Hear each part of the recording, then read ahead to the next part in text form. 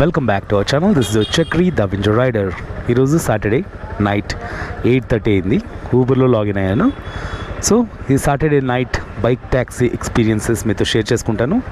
అలాగే ఊబర్లో ఆపర్చునిటీస్ గురించి అడిగారు.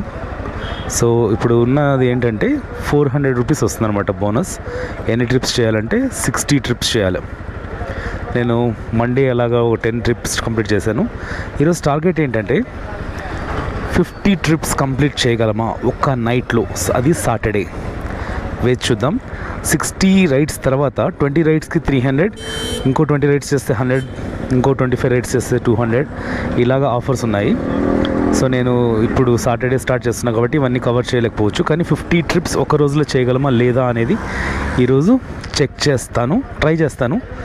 అవ్వకపోవచ్చు, మ్యాక్సిమం 30 రైడ్స్ మ్యాక్సిమం ఒక నైట్లో. అలాగే ఇంకో